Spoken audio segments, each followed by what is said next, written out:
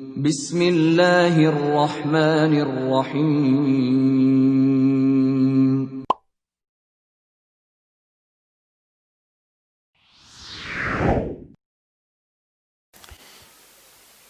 Assalamualaikum Ustaz. Waalaikumsalam warahmatullahi wabarakatuh.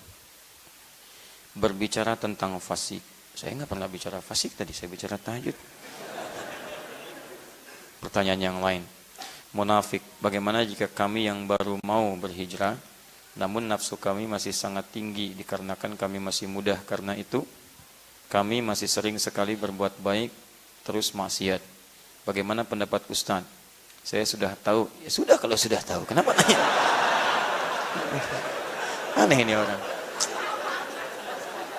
Sudah tahu tapi nanya. Kurang sehat kayaknya. Ya, baik.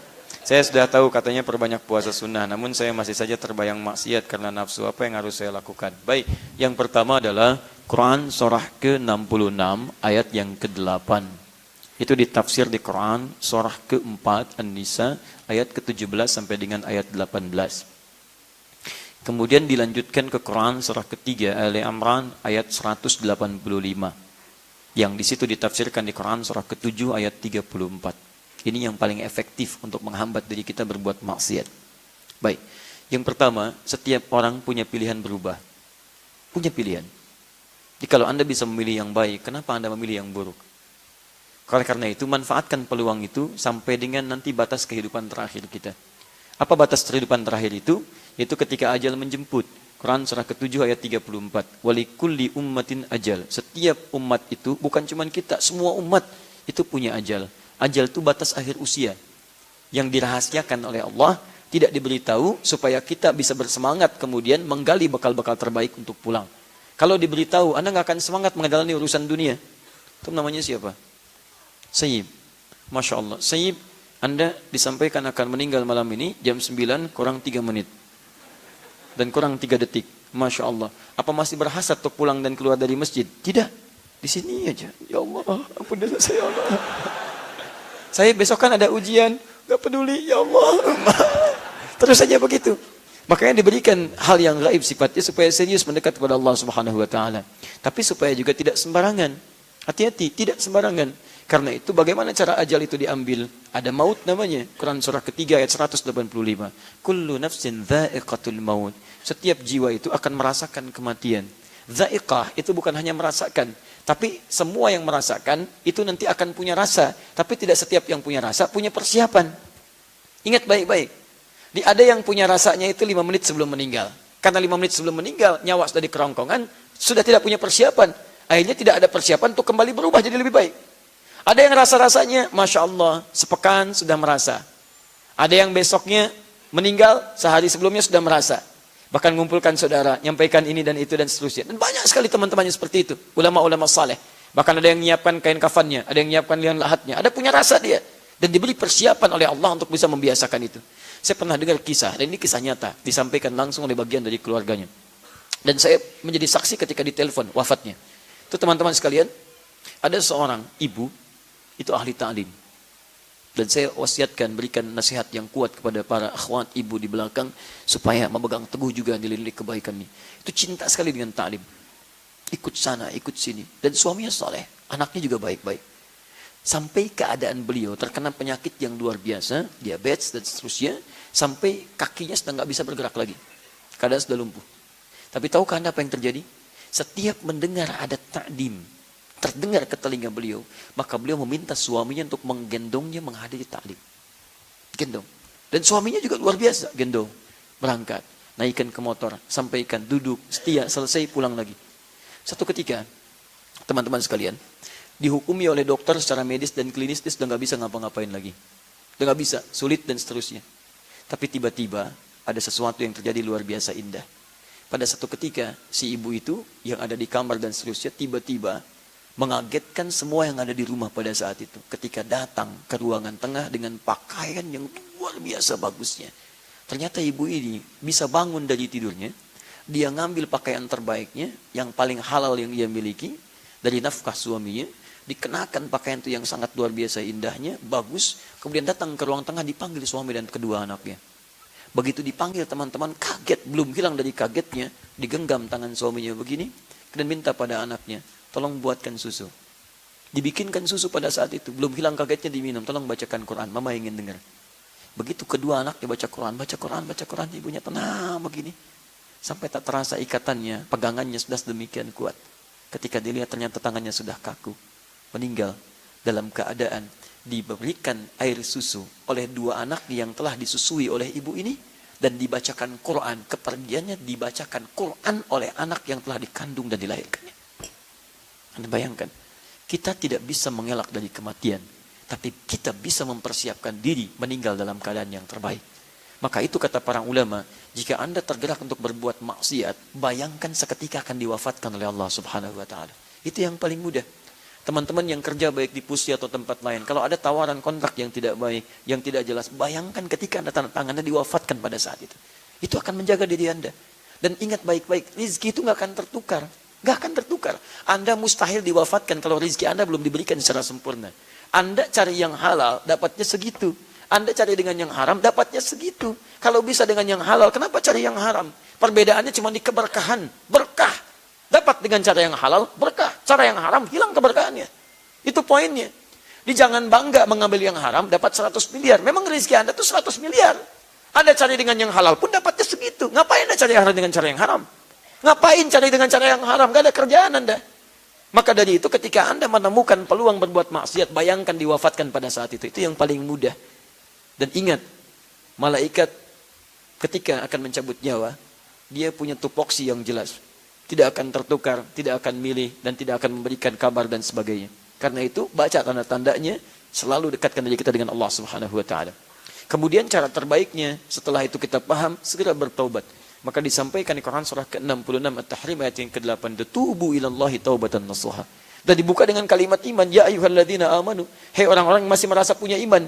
Jadi kalau Anda pernah berbuat maksiat, iman Anda akan membimbing Anda taubat. Hati-hati ya. Kalau Anda mengaku beriman, tapi masih gemar berbuat maksiat, dan iman tidak membisikkan kalimat taubat, itu pertanda iman Anda begitu lemah. Dan Anda harus berpikir luar biasa. Cepat, kuatkan lagi. Sebelum tiba masanya, suara keimanan Anda tidak akan berfungsi kembali. Karena semakin banyak maksiat dikerjakan. Tapi kalau pertanyaan Anda ini, artinya iman Anda masih normal. Kenapa kalimat tobat dibuka dengan kalimat iman? Artinya ketika ada seseorang salah, imannya kalau masih normal akan mengarahkan dia untuk tobat. Ayo kembali, ayo berubah. Yang jadi masalah ketika berbuat maksiat, hati Anda tidak terdorong. Gak ada dorongan iman. Gak ada. Yang paling bahaya ketika iman ditutup, kufur maksiat yang muncul. Itu yang paling bahaya. Kalau Anda tidak pernah berbuat salah, kemudian terpikir maksiat, pulang dari sini, yang dipakai sendal orang misalnya. Dan direncanakan. Bagus kayaknya nih, Masya Allah. Begitu pulang dia pakai, sebelumnya nggak pernah pakai sendal orang. Atau misalnya, pulang, sendal hilang. Hilang sendal. Begitu hilang sendal ditungguin, nggak ada yang pulang nih. Nah, baik pulang semuanya. Begitu pulang semuanya, ini ada sendal nih, sisa di sini. Lumayan saya pakai lah. Kalau Anda belum pernah pakai sendal orang, itu iman Anda akan mengatakan, jangan. Walaupun ini ada yang tersisa, tapi itu bukan punya kamu. Jangan. Ada suara. Karena iman kita tidak akan membiarkan pemilik iman itu terjebak dalam perbuatan maksiat.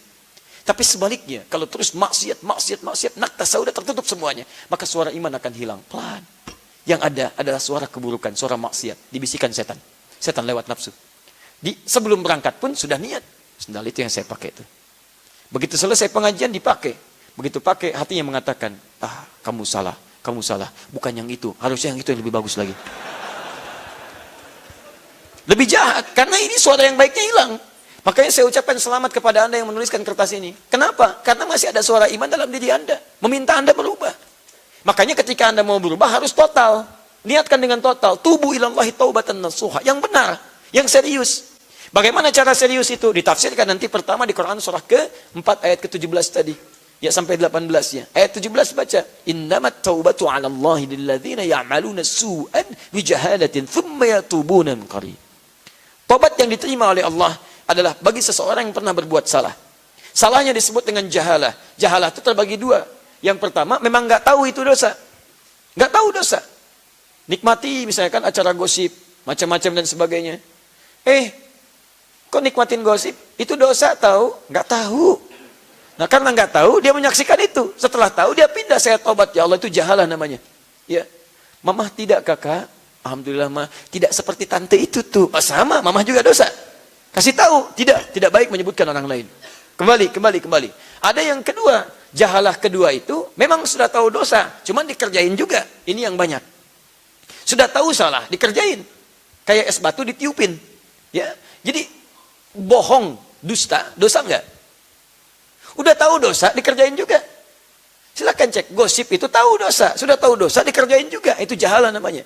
Ketika Anda terjebak pada yang seperti itu, maka segera bertobat. Tsumma yatubuna min qarib. Dia cepat bertobat. Tobat yang pertama itu disegerakan. Segerakan. Di ketika berbuat maksiat, seketika tobat. Astagfirullah, astagfirullah. Nah, kalau kebiasaan seperti itu, lama-lama kalimat tobat akan dominan dalam diri kita dan menekan perbuatan maksiat itu. Lama-lama, kalau awal-awal mau dikerjakan, astagfirullah, astagfirullah. Lama-lama kalimat istighfar hadir dalam jiwa, kelama-kelamaan bukan dikerjakan. Tapi saat melihat, sudah istighfar, astagfirullah. Saat mendengar, sudah anti, astagfirullah. Kalau Anda nggak percaya, silahkan. Bahkan kalau niat Anda maksimal mendekat kepada Allah, ingin berubah total, mengambil rumus Quran surah keempat, ayat ke-100 di situ, maka indah sekali kalimatnya, saya tuliskan dulu. Wa may yakhruj min baitihi, pertengahan ayat, muhajiran ilallahi wa rasuli, thumma yudrikul maut, faqad waqa'a ajruhu 'ala Allah. Perhatikan kalimatnya. Atau saya baca dari awal. Wa may yuhajir fi sabilillah yajid fil ardi maragaman katsiran was'a. Siapa yang mau berubah karena Allah, total dia berubah. Dia niatkan karena Allah. Kata Allah, kalau masih ada waktu hidupnya, saya jamin. Pertama, saya berikan ketenangan dalam jiwanya. Anda nggak percaya, silakan. Anda nggak pernah ke masjid, kumpul-kumpul dengan orang. Tiba-tiba Anda ke masjid. Begitu Anda ke masjid, akan terjadi ketenangan dalam jiwa. Perbedaan. Akan ada kenamaian, nikmat. Dulu kumpul-kumpul nggak jelas, sekarang ikut taklim. Awal-awal nggak enak. Tapi lama-kelamaan ada sesuatu yang berbeda dalam jiwa kita. Setelah itu, muraghaman katsiran. Allah ganti segala hal yang dianggap rugi. Ini artinya ketika Anda berhijrah, boleh jadi ada bagian dari dunia yang terasa ditinggalkan. Tadinya sekian, tiba-tiba dapatnya hilang. Tadinya riba ditinggalkan, tiba-tiba begini. Tapi nanti Allah akan berikan berkah yang lebih daripada sebelumnya. Tapi kalau Anda tiba-tiba hijrah total dan wafat pada saat itu, wa may yakhruj min baitihi muhajiran ilallahi wa rasuli thumma yudrikul maut, kemudian wafat pada saat itu, baru niat wafat, faqad waqa'a ajruhu 'ala Allah. Taubatnya diterima, wafatnya dalam keadaan mendapatkan pahala dan dijamin surga pada saat itu. Dan itu ayat diantaranya mengisahkan tentang orang-orang yang dulunya pernah berbuat maksiat, bahkan pernah bunuh 100 orang diantaranya. Begitu dia bunuh, dia tobat, datang ke majelis ilmu, di pertengahan meninggal. Begitu wafat di pertengahan, sekalimat tobatnya di tiap jalan diterima oleh Allah. Langkahnya menghadirkan pahala. Begitu dia bertobat, diterima tobat, gugur dosa. Langkahnya hadir pahala. Wafat dengan pahala, masuk surga. Masuk surga. Anda bayangkan, bunuh 100 orang, masuk surga. Anda tuh nggak pernah bunuh orang, masa nggak bisa masuk surga? Siapa yang pernah bunuh orang? Angkat tangan. Mana polisi? Ada polisi. Ada peluang, teman-teman. Kenapa Anda nggak ambil peluangnya? Banyak orang berbuat salah pada saat itu dan dia bisa berubah. Kenapa kita nggak bisa berubah? Karena itu tadi, ayo cepat bertobat. Tidak ada orang manusia yang hidup di muka bumi tanpa salah, kecuali yang dijaga oleh Allah Subhanahu wa taala dari para nabi dan rasul. Kalau kita pasti salah. Karena kita berbuat disebut dengan manusia. Insan dari kata nisyan. Nisyan bersanding dengan khata di Quran. Rabbana la tu'akhidna in nasina aw akhtana. Kalau salah, ayo kembali. Allah turunkan sifat afu, memaafkan. Allah turunkan sifat ghafir, mengampuni. Ghafar, banyak ampunan. Ghafur, lebih banyak lagi. Dan Rahman, Rahim, dan saling memberikan rahmat dalam ampunannya. Karena itu semoga Allah menguatkan diri Anda. Kalau ingin bertobat, segera bertobat pada saat ini. Ya, kemudian dekati Allah dengan kebaikan, berjanjilah, dan bayangkan ketika Anda akan mengulang kembali hal yang sama, diwafatkan oleh Allah seketika.